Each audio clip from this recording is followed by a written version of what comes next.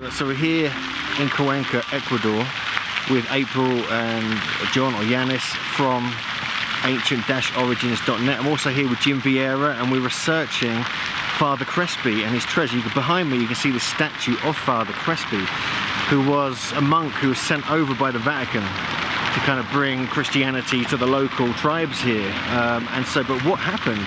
Apparently he got gifted hundreds, if not thousands, of artifacts of gold, copper, and his so-called metal library, as well as all these Assyrian, Babylonian, and Sumerian pieces. His museum got burnt down. There's nothing left. But we're here and we're just checking out. We may be able to see some of these artifacts today. So Jim's been researching this because they may have come from Teo's cave, which is not too far from here. It's a few hours away. So what's your take on it, Jim? Well, I talked to Eileen Hall, the daughter of Stanley Hall, who led an expedition in 1976 to the Teo's cave system, and Neil Armstrong, the astronaut, was involved, and hundreds of explorers. I believe they only found some pottery and other artifacts and a skeleton from 1500 BC, but the cave system is enormous. And if you watch Stanley Hall's video, when he meets with Father Crespi, there was some amazing looking Babylonian, Sumerian artifacts and these sheets of metal, and it's a real question, are they legitimate or not? And we're trying to see if we could find any of the remnants of his collection. So it's a really intriguing story. Well, Crespi himself didn't explore the caves. No. Yeah, he wasn't. No. According to the story, he was doing a lot of help to the indigenous people, orphans of the indigenous, and so they supposedly gifted him these artifacts, but whether that's the reality of the situation or not is another question. I find it odd that there's not a lot left, even if they were hoaxed, you know, like why did they all seem to disappear? And it was a you heard about the fire, the museum fire. Yeah, so most of the artifacts were held in the museum, and then it mysteriously went up in flames, and so a lot of it was destroyed, but then apparently the rest of it either went to the central bank, which one account is saying whatever survived went to the central bank. But you know, we're hoping some of them might be here in the monastery that he started. Yeah, I talked to Eileen, Stan Hall's daughter, and she had talked about this place, and there theoretically being some artifacts left. And yeah, there must be. So you've made friends with the Schwab people, you've been into the cave system. Do you think that it's another system that might be the one that's where these artifacts came from? Do you think it's Tao's, like the further reaches of, because it's such a massive system? Definitely. You think that might be the case? Yeah, I mean, if the Schwab people said that they were retrieving gold from the caves, it means that there must be somewhere else too, not only these specific caves that they gave gold to. I think the situation of the fire is really interesting as well, because obviously the artifacts had a lot of value, you know, being made of gold. So for them to have been destroyed, if it was intentional, means there was something about these artifacts that somebody didn't like. Perhaps they revealed information about an older civilization that conflicted with the conventional understanding of things. Who knows, maybe it was accidental, but it is quite mysterious that this museum suddenly went up in flames and everything was lost, or a lot was lost. That's a pretty consistent theme. when something is controversial, man, the lab gets lit up pretty quickly. Accidents only happen to controversial artifacts. But what about the ones that were said to be found by Stan Hall and his group, and they got helicoptered out? You were telling us about that. No, the Schwab people said that. But were they the artifacts or just gold? They didn't know, but the US mission, the US and British, I think it was, that they, with Armstrong, that they did the first research in the caves. The Schwab people said that they came out with tons, helicopters were retrieving things from the caves. Now, what they were? Because according to them, they didn't find anything important. I was going to say, that's what Stan, I talked to Eileen, his daughter. He seems like a stand-up guy, and she's really, you know, cast in the same mold. And I don't think that Stanley Hall would have been part of anything kind of untoward. No. Something else might have happened, but I don't think Stan Hall would ever be involved in something like that. But it is such a fascinating story, it really is. So we're just outside the front of Father Crespi's church, and behind me here and what look like some of the metal plates that are actually found or given to Father Crespi. He was known to have this huge selection of these very large, like a metal library, or it was called, even from Atlantis, some people says. But these look exactly like them. So perhaps they built them into the church, or like and recarved them. And like you can see, to see it here, it's completely strange. But we're going to go inside the church now and see if we can get access in the basement to some of the actual artifacts that Father Crespi had in his collection.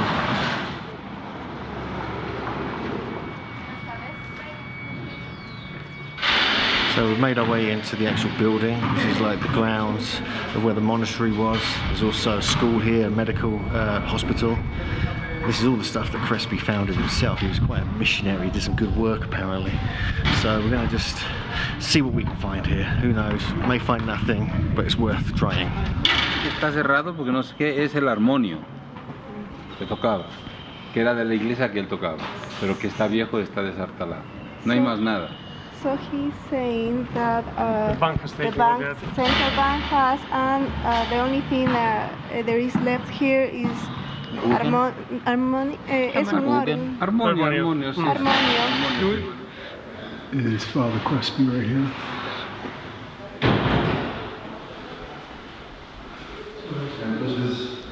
So in the university in Cuenca, just behind me here are some of the artifacts that Father Crespi collected.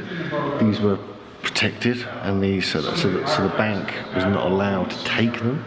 But we're in contact with the director of the bank, because that's where we believe most of the Crespi artifacts are, which we're going to take a look at. But you can just see some examples here that are still here at the university. He says the artifacts that they say that they're from Mesopotamia or Egypt. He says that, well, he believes that people brought fake artifacts to show Father Crespi, and to make him believe that those were genuine Ecuadorian artifacts of extraterrestrials. But he says no, that's not true. And what was Crespi's opinion on that? Crespi denied all those things. Denied? He knew they were fake. Okay. So he said, yeah, the things that are with Mesopotamian signs and all that. Yeah. But he says the main goal, well, Father Crespi's main idea was just focus on the poor people, just helping the poor people out. Okay. Did he believe that any of the artifacts, like the genuine artifacts, came from the Taos caves, or is that like a made-up story by Von Daniken? El Padre Crespi, como decía el Padre Rector, el Padre recogía cosas. He says all the artifacts found were collected by Father Crespi, and some people came to him and gave him artifacts. And this led to some people taking advantage of Father Crespi and bringing him fake artifacts that weren't even ancient. They were just made up artifacts, and he would buy them, but just to help them out. He knew they were fake, but he would just take them. Yeah, I heard that too. Yeah, the story seems to have been spun in a way where Carlos Crespi was perceived as believing that a lot of these artifacts that were bizarre were legitimate and from somewhere else, or a lost library, and kind of try to untangle that story to see if there's any legitimacy to it. Our friend here from the university doesn't think there's any validity to the story. Hopefully we'll get to look at some of the artifacts at the bank, the central bank. But I'm dubious right now. I'd have to see something that's pretty, not so, how do I express it? Something that's legitimate and from another place, from another country with a different language. I haven't seen it yet, so we'll see. So we're now outside the Museum of Pumapungu. And next door is the Central Bank of Cuenca. This is where a lot of Father Crespi's artifacts are kept. So we're going to go and take a look in there and hopefully get access to the private collection of the bank. It should include some of these incredible artifacts.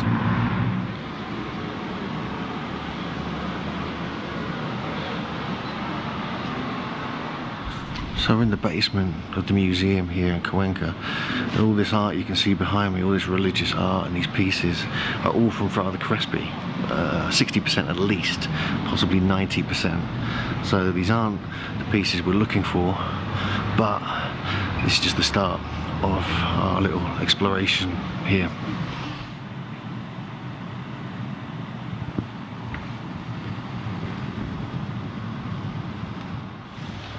Oh, elongated skulls. Wow. Bueno, ¿cómo está?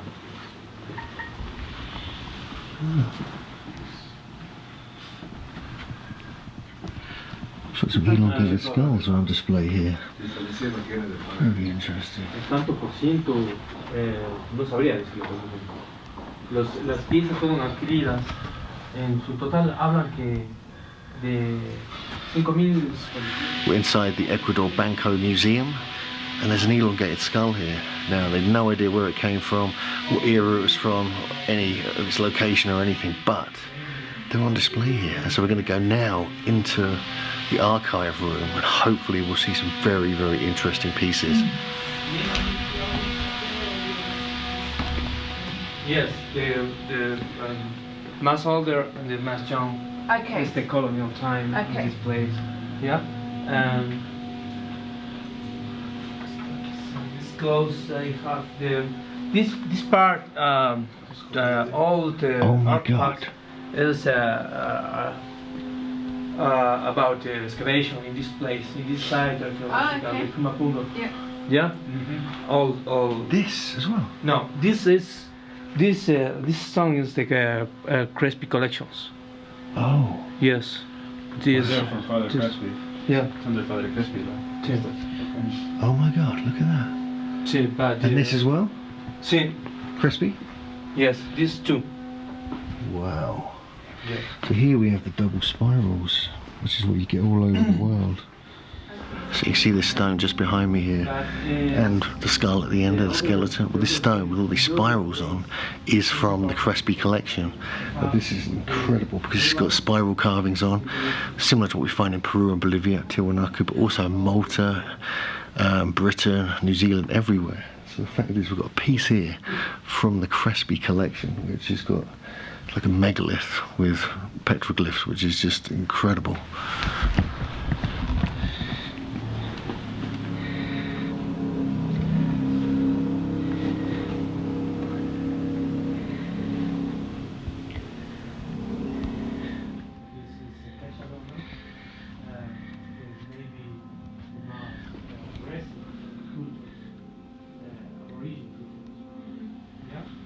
It's got a powerful jaw, this one. We have this sort of tiling as well. This is interesting. Yeah, this one. So this skull was actually found at Pumapungo itself, one of the first ones here, with clear signs of major cranial deformation. So this is quite unique. This isn't on display in the main museum, this is in the basement. So 60% of these pieces, remember, are from Father Crespi's collection. Many of them are from other sites, such as Pumapungo and others around the country. It looks very much like an archaic skull. It does not look like a modern type skull. Están en la parte alta, porque todavía hay que inventariarles y todo. Lo que trajimos. Cómo restaurarlas, porque debido a la cantidad posiblemente este es para fermentar chichas y no va a ser muy grato. Entonces por eso que las civilizaciones tratan de preservar la mayor cantidad de tiempo de sus vasijas que han sido heredadas, ¿no? Chicha. It gets fermented better on these jars. So they try to preserve them, and this is why they use animal skin as leather, right, to keep them in place when they break them. This part is montañas. So these chairs are mainly for people of high power, and when they gather around, you know, all the high-powered people, but the one that was on top of everybody else would sit on these chairs. And what kind of time era are these from? ¿De qué temporada serían estos? ¿De qué año? Este es posiblemente periodo de integración más o menos. Está entre el 1000, 1200, 1400. O sea, ha habido más tempranos, pero estimo que es por esos periodos. Son las famosas sillas manteñas, ¿no? 1200s. 1200 AD.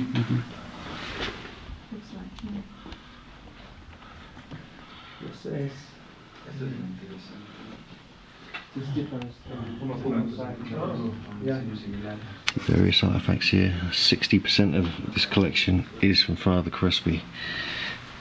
Haven't seen any of the metal library of Atlantis just yet, but we will soon. These look like tools for cranial deformation, like we see in Peru and Bolivia. Some more artifacts here. This is from Pumapungu. So this is from Pumapungu here. Some of the stonework. These look like nicely cut pieces, some of these. Looks like Then we have this, one of the idols.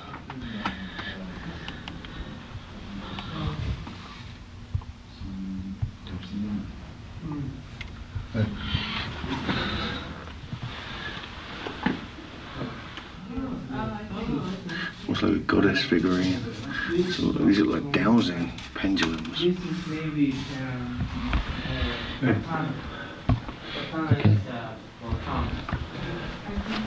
Okay. See, these are, they have elongation, these representations of them.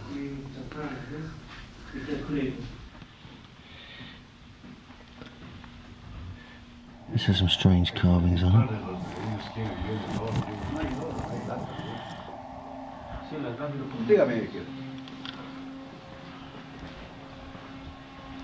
Okay, just behind me here, this is the sign. UFO, aliens, this must be the right collection.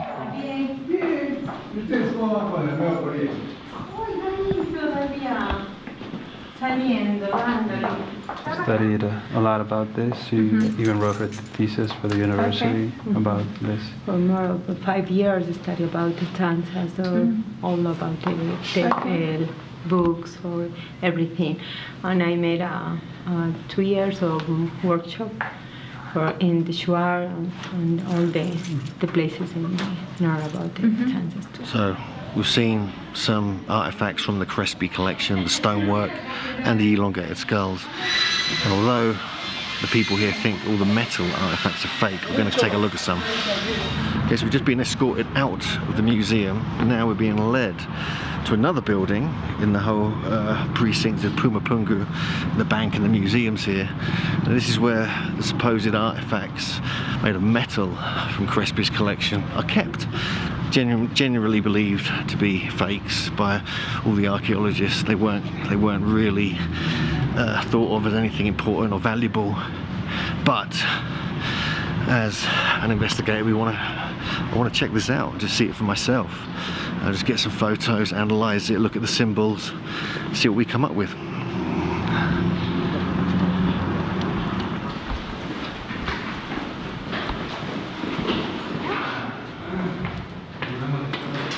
Oh my God. Here we have the metal pieces of Crespi's collection. Oh my God. Yeah, they do look fake. So behind me here you can see many of the pieces of metal from Father Crespi's collection. Thought to be fake by many, but we've actually made it. We've actually found the lost metal library of Father Crespi. Some people say it's the lost metal library of Atlantis. So I'm going to film as much of this as possible so you can see what was in his collection when it was on display 30 or 40 years ago.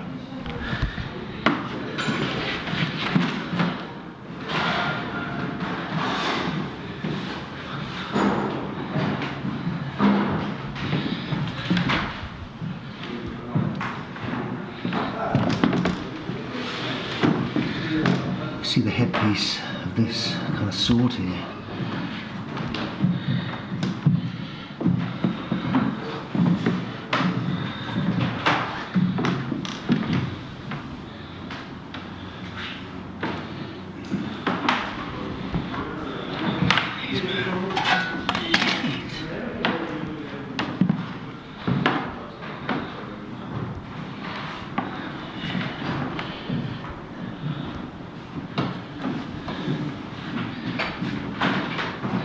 big guitar. Where's the crown? Where's the big metal crown? Right there. It's not metal. No, it's not metal.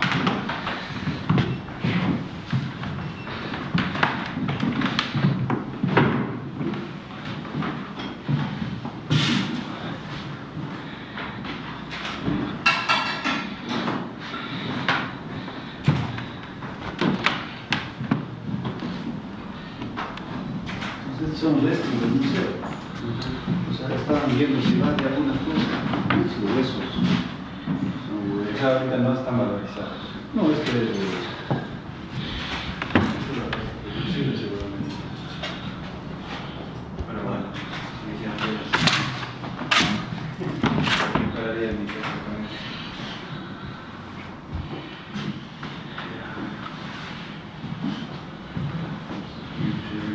So the locals brought. Yeah, there's a lot of. The metal ones. The metal ones are fake. They look like somebody's got us. Like these or the ones in the picture? Browns looking. So you can see many of the metal pieces here are just piled into a corner. They're not organised, they're just assumed to be fake. But these could be priceless artefacts. So we're going to get as much of this as we can on film just to see if we can archive this effectively. But so let's take a look. Here that we remove them like this. Take this process. Take this process.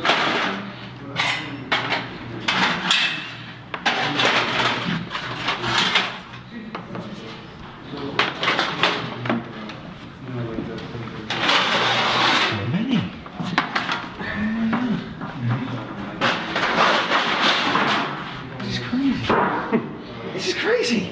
We just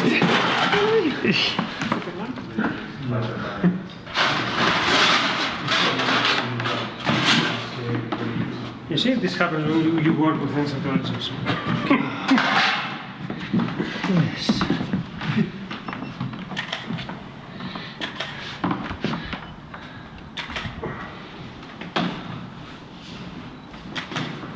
She sells these images. She sells the images. Go on, show me them, did you? See more, get more, just look through them. Hold them up to the camera. So. Yeah, it looks like somebody owned a junkyard. So, is this the Lost Metal Library of Atlantis? There you go. There's huge overlord right there, Satan.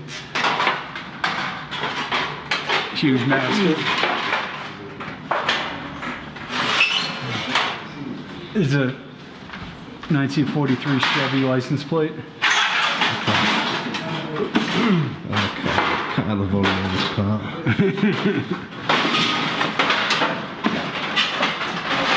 You get it? Yeah, I've got it all, yeah. Okay. And we have these.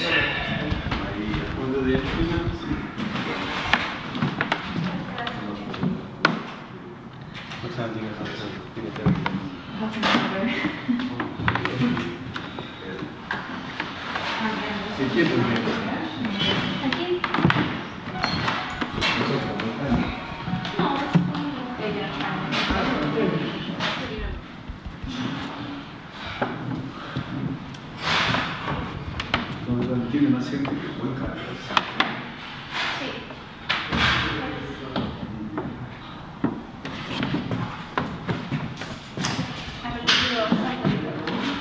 Sí, sí me gustaba eso. Yo ya hacía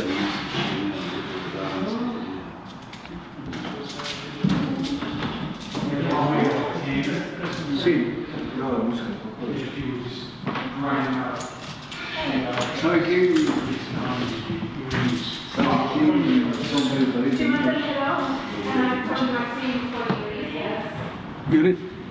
This one right here is the only one that's catching my eye so far. It's pretty cool. Although that's nice. Just describe it. The one you like.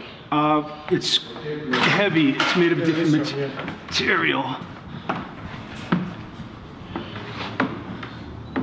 I was saying, if you're you know, most of these are like some made of cheap tin or something like that. And if you're gonna make artifacts to get a payday, you're just gonna grind them out with some junkyard metal. There's nothing here is gold. Yeah. So here's just one example of one of the artifacts here in the Crespi collection. You can see, I'll just move it up and down, you can see the way it's carved. You can see there's all the symbolism on it. A lot of the symbolism does look like it's, you know, classical Native American Ecuadorian symbolism here. So it's very intriguing that if these are fakes, why make so many? Why make so much of it? Is there anything here that's actually genuine? It's really hard to tell, but we're just gonna show you as much of it as we can, because this could be important. I'm not saying it is, it could be.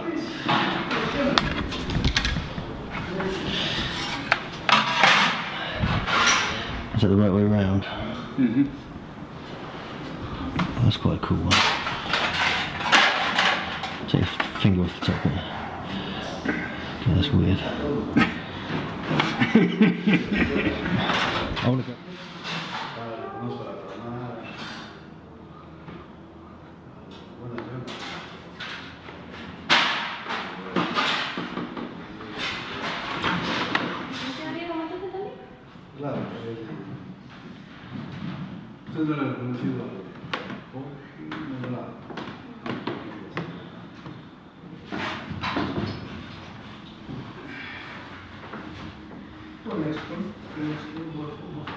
No, I can say, well, it was spun like it was authentic metal objects and stuff. Yeah. But it's really how you do your diligence and all this stuff.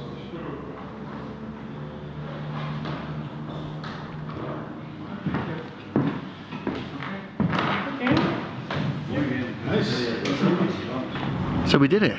We saw the metal artifacts from Father Crespi's collection. Hundreds of pieces of worked tin, bronze and other metals. Whether they're fake, we just don't know. Probably some are, but some of those look like authentic Native American Chua peoples, probably artifacts. So there's something about this place. There's a little bit of magic here. This hasn't been resolved once and for all, but at least we've seen it for ourselves.